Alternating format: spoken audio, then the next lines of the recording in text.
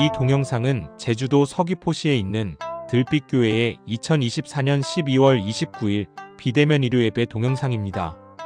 우리 국민은 힘을 모아 불법적인 계엄 사태를 일으킨 윤석열 탄핵과 윤석열의 부역한 한덕수를 탄핵했습니다. 그러나 윤석열 구속과 헌법재판소의 탄핵 판결 등 긴급히 해야 할 일들이 많이 남았습니다. 2024년 마지막 주인 오늘도 나라를 위해 기도하는 마음으로 예배에 함께했으면 합니다. 다 함께 묵상으로 예배를 드립시다.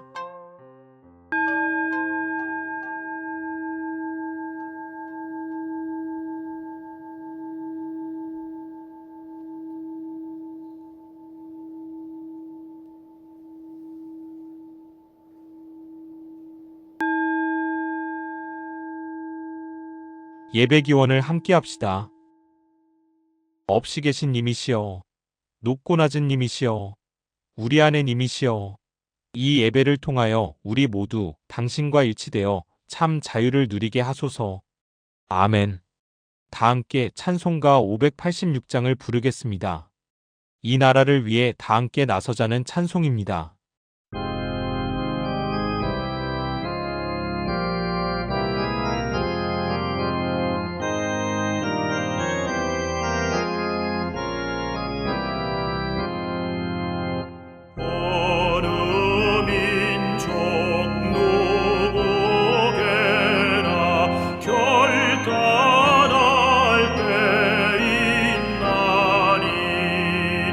참과 너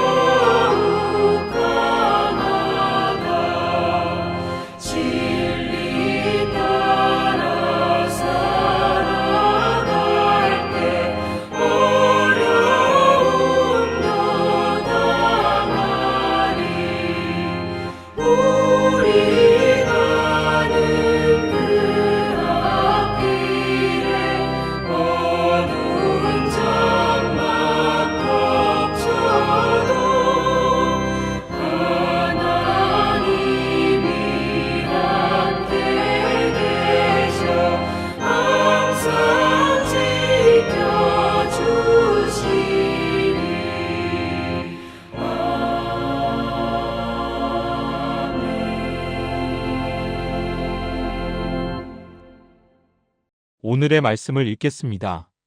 먼저 마태복음 23장 25절과 27절입니다.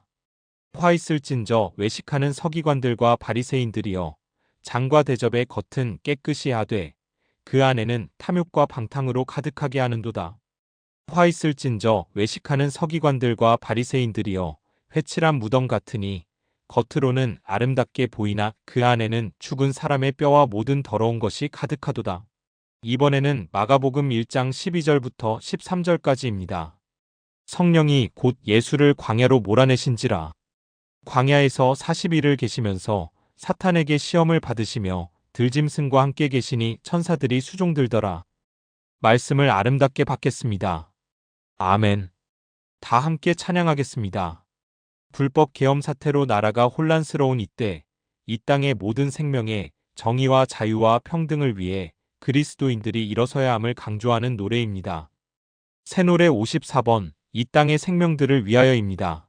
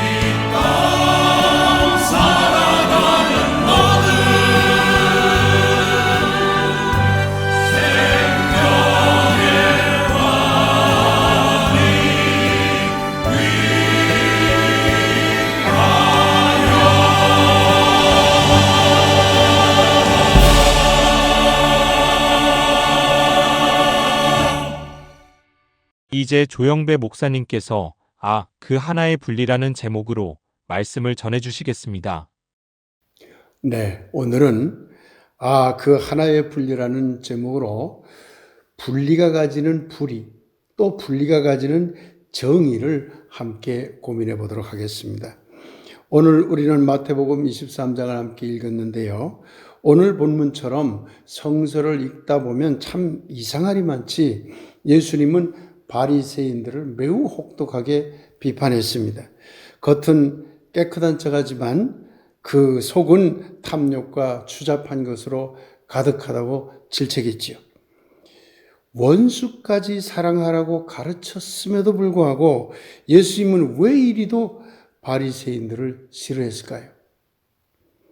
바리새라는 말은 구별한다는 뜻을 가지고 있습니다. 바리새파 사람들은 자신들과 타인을 분리하고는 자신들은 율법을 잘 지키고 깨끗하지만 다른 사람들은 모두 타락했고 악하다고 규정했습니다.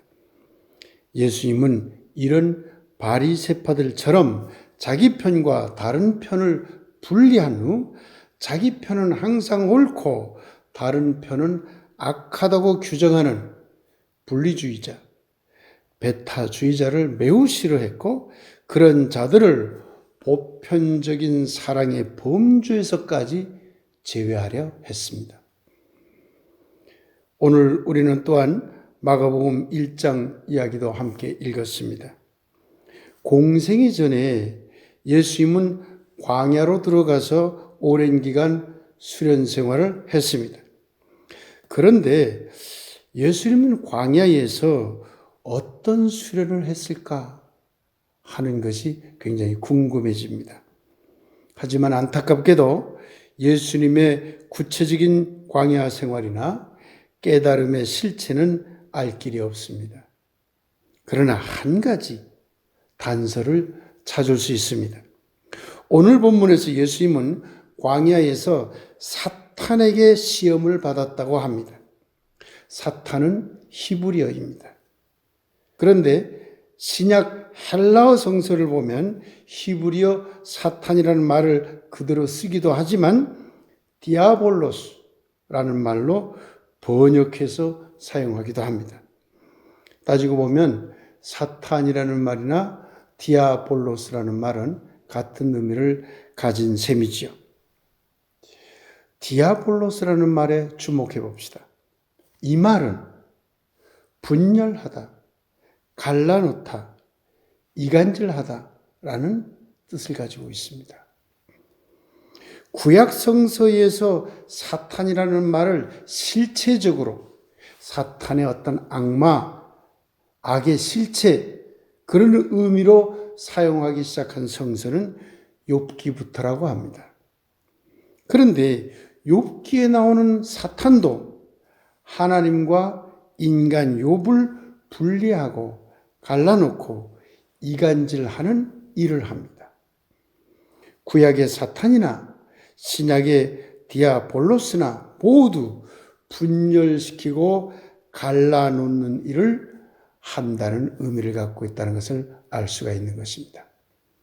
그렇다면 깨달음을 얻기 위해 광야로 들어간 예수님은 신과 인간, 인간과 인간, 지역과 지역, 민족과 민족, 나라와 나라를 분열시키고 갈라놓는 실체와의 싸움을 치열하게 광야 수련 생활을 통해서 한 것이 아닌가라는 유추를 해볼 수 있으리라 생각을 합니다.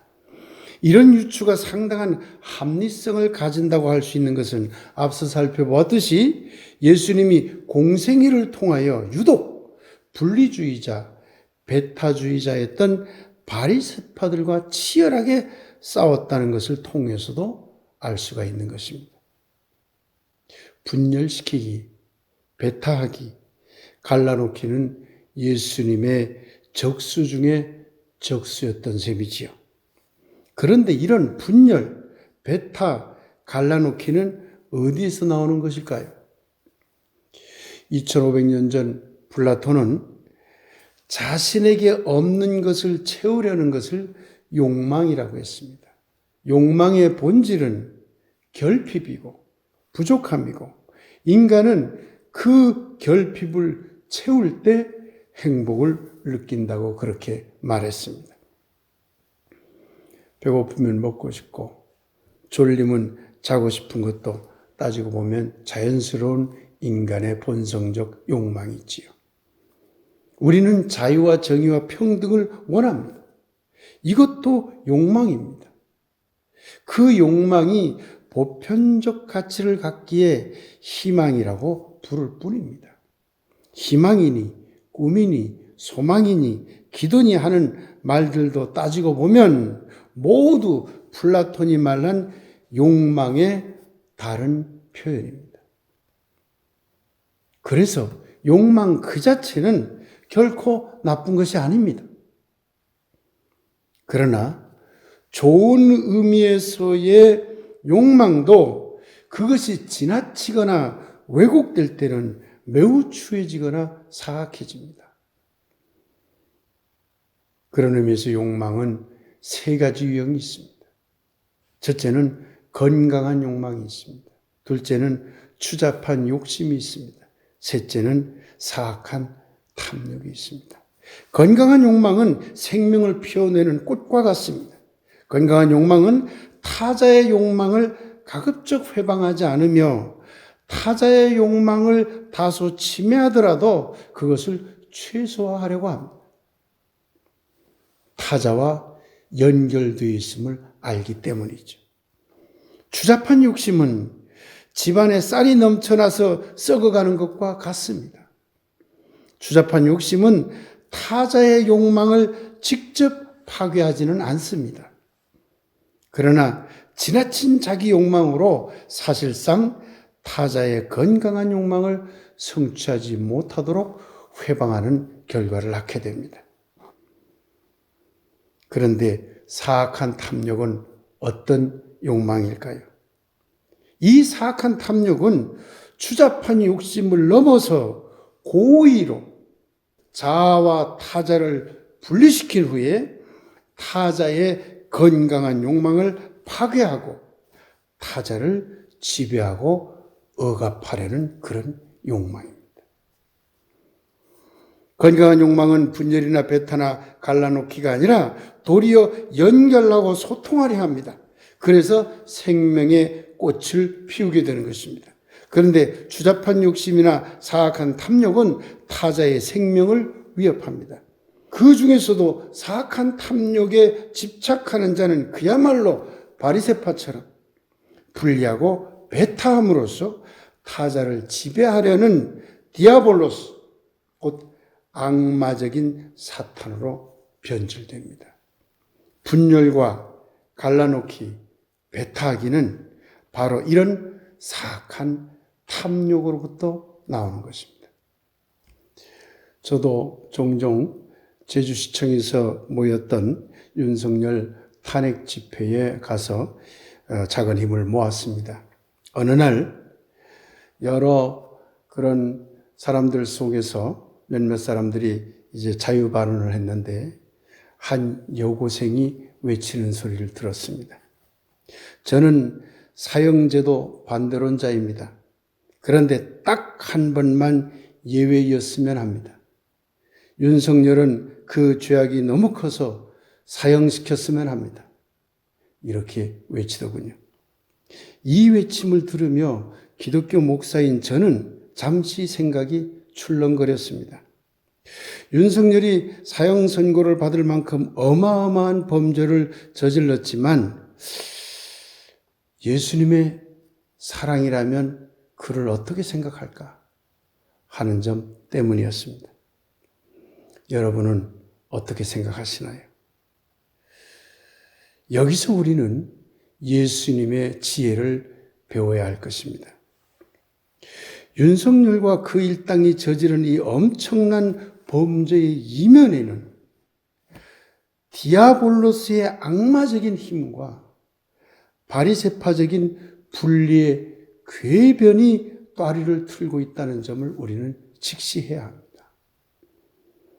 분리주의, 배타주의는 우선 자신과 타자를 분리합니다. 그 다음에는 자신을 우월자로 여기고 타자를 열등자로 봅니다. 그리고 세 번째로는 바로 그러기 때문에 우월자인 자신들이 열등자인 타자를 지배하고 억압하는 것이 정당하다고 생각을 합니다. 이것이 바로 디아볼로스 악마이고 사탄인 것입니다. 윤석열은 그가 무속을 믿었던 아내에게 쩔쩔매었던 무능했던 무지했던 간에 그 무엇보다 그는 자기와 자기 가족 및 자기 편과 그 밖에 다른 일반 국민을 분리했습니다. 그 결과 자기는 옳지만 다른 편과 다른 국민은 틀렸다고 확신했습니다. 그래서 자기는 우월자이고 다른 국민은 열등하다고 보았습니다. 심지어 다른 편을 악하다고까지 여겼습니다.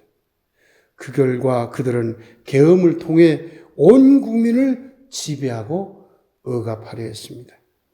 윤석열의 내면에는 뿌리 깊은 분리주의, 배타주의, 갈라놓기라는 디아볼로스의 악마성이 자리 잡고 있는 것입니다.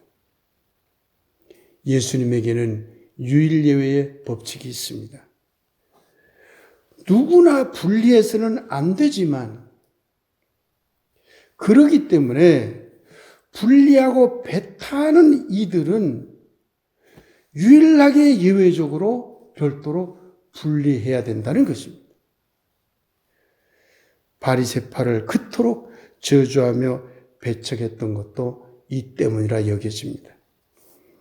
오늘의 한국 사회에서 바리새파적인 자들이 누구일까요? 그들은 바로 대다수 한국 보수교회들이고 또한 윤석열과 그 일당과 같은 자들입니다. 그들은 예수님의 관점에서 볼 때 보편적 사랑이라는 품에서 도리어 분리되어야 하는 사람들인 것입니다. 건강한 욕망은 자아와 타자가 연결되어 있음을 깨닫습니다. 그러기에 타자를 분리하지도 않고 배타하지도 않습니다. 추잡한 욕심은 자아와 타자가 연결되어 있음을 깨닫지 못합니다. 그저 자기 자신만 바라봅니다. 타자를 고의로 분리하려고 하지는 않지만 타자의 고통에 전혀 예민하지 못합니다. 그런데 사악한 탐욕은 다릅니다. 그들은 고의적으로 자아와 타자를 나누고 분리하고 배타합니다. 그리고 분리된 타자를 열등자로 몰아넣고 그들을 지배하려 합니다. 윤석열 패거리인 윤상현이 1년만 지나면 국민은 다 잊어버리고 투표 때가 되면 나를 찍더라고 말하며 국민을 열등자, 개돼지라는 식으로 인식한 것도 모두 저들이 사악한 탐욕에 사로잡혀 있기 때문입니다. 사랑하는 여러분, 윤석열 탄핵 모임에서 한 여고생이 외친 소리가 아직도 가슴을 칩니다. 그리스도인들은 어떤 마음을 가져야 할까요? 하나님의 뜻은 저도 모릅니다. 하나님의 존재적 틀 안에서는 아마 그 어떤 악마성도 품어 안을지 모릅니다. 그러나 예수님의 실존적 틀 안에서는 결코 그럴 수 없습니다. 악마성, 곧 바리새파적인 디아볼로스는 이 세계의 건강한 존속을 위해 유일하게 분리되어야 할 대상이기 때문입니다. 사악한 탐욕에 빠져 분리하고 배타하는 자들은 너무나 무도하여 고의로 우리 모두의 연결성을 파괴하려 합니다. 이런 분리적 파괴는 언제나 오직 자기만 옳다고 여기며 타자를 배타하게 됩니다. 그러기에 그 어떤 경우에도 오직 오운이라고 하는 이것은 모두 다 죄성입니다. 모두 다 오직 오운리는 디아볼로스입니다. 정의란 무엇일까요? 계엄사태로 빚어진 혼란스러운 현 시국을 보며 이 물음 앞에 다시 서봅니다. 정의란 실체로 존재하지 않습니다. 정의는 자아와 타자의 관계로 존재합니다. 자아와 타자의 연결을 강조하는 방향은 정의의 길이며 자아와 타자의 분리를 강조하는 방향은 불의의 길입니다. 더군다나 타자를 고의적으로 분리하고 그 타자에게 해를 입히는 경우라면 그것은 단순한 불의를 넘어 악마성을 가진 디아볼로스라고밖에 말할 수 없는 것입니다. 사랑하는 여러분, 분리해서는 안 됩니다. 우리 모두 연결되어 있기 때문입니다. 그러나 유일하게 분리해야 할 대상이 있다는 것이 우리를 슬프게 합니다. 분리는 디아볼로스적입니다. 하지만 디아볼로스의 분리라는 악마성을 우리는 어쩔 수 없이 분리해야 합니다. 그 하나의 분리. 이것이 예수님의 실존적 아픔이고 우리의 실존적 아픔이기도 합니다. 그러나 아무리 아픔이 있더라도 우리는 이런 디아볼로스를 분리해야 합니다. 이것이 오늘 예수님이 우리에게 일깨워주는 정의의 길이며 생명의 길이며 또한 사랑의 길인 것입니다. 사랑하는 여러분, 오늘 우리는 윤석열과 그 일당을 분리할 수밖에 없음을 예수님의 실존적 삶을 통하여 함께 고민해 보았습니다. 올해 마지막 일주일을 보내면서 사랑과 생명은 정의를 먹고 산다. 그 정의 실현을 위해서는 그 하나의 분리를 해야 한다. 라는 예수님의 실존적 고독과 결단을 묵상해 보시기 바랍니다. 연말연시 여러분의 행복과 건강과 안녕을 예수님의 이름으로 간절히 축원드립니다. 아멘.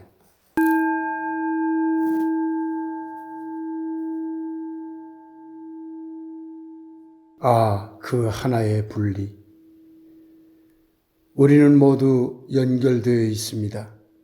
하나님도 예수님도 온 우주도 모든 인간도 다 하나로 연결되어 있습니다.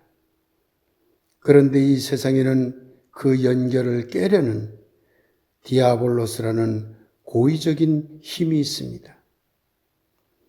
그러기에 우리는 그 하나를 분리해야 합니다. 예수시여, 당신의 실존적 아픔 안에서 우리도 그 하나의 분리의 용기를 내게 하소서. 아멘.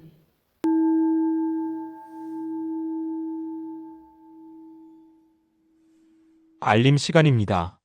위헌적 계엄을 일으킨 윤석열 탄핵에 이어 한덕수까지 탄핵되었습니다. 그러나 아직도 윤석열과 그 일당은 국민의 뜻을 거스르며 독재적인 언행을 이어가고 있습니다. 그러기에 헌법재판소에서 탄핵 인용 판결이 나고 윤석열과 그 일당이 법의 심판을 받을 때까지 이 나라와 이 민족을 위해 우리 각자 할 수 있는 일에 적극 나서야 하겠습니다. 오늘은 2024년 마지막 주입니다. 행복한 연말이 되길 빕니다. 또한 2025년 첫 주 되면 예배 때는 우리나라의 불안정성이 차츰 해소되어 즐거운 마음으로 모일 수 있기를 소망합니다. 다음 주 1월 5일은 신년 축복 특별 예배로 드립니다. 하나님의 축복은 물론 서로를 축복하는 귀한 시간에 교우들 모두 함께 했으면 합니다. 예배 후에는 2025년 목회 계획을 위한 공동의회가 있습니다. 이제 찬송가 88장 1절과 2절을 함께 부르겠습니다.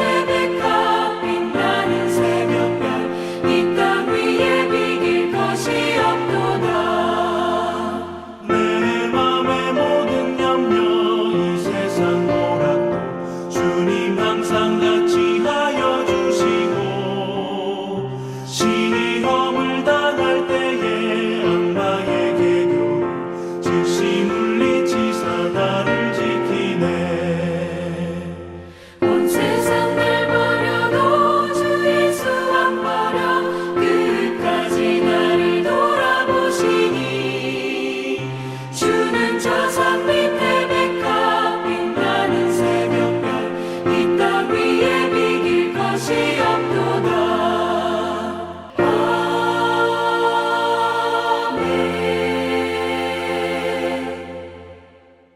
조영배 목사님께서 축복 기도해 주시겠습니다. 이제는 우리 주 예수 그리스도의 구원의 은혜와 아버지 하나님의 그 놀라운 사랑하심과 성령님의 감동 감화 소통하심이 각자의 자리에서 아름답게 예배에 임하는 모든 들빛 교회 교우들과 들빛 사람들 위해, 그리고 사랑하는 가족들과 좋은 이웃들 위해 지금부터 영원히 함께 없기를 간절히 축원하옵나이다. 아멘.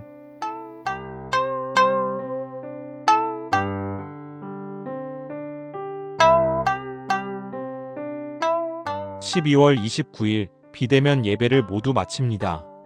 현 시국이 아직 불안정하지만 차츰차츰 헌법과 법률에 따라 혼란스러운 정국을 극복하고 한 차원 높은 새로운 국가의 틀이 세워질 것입니다.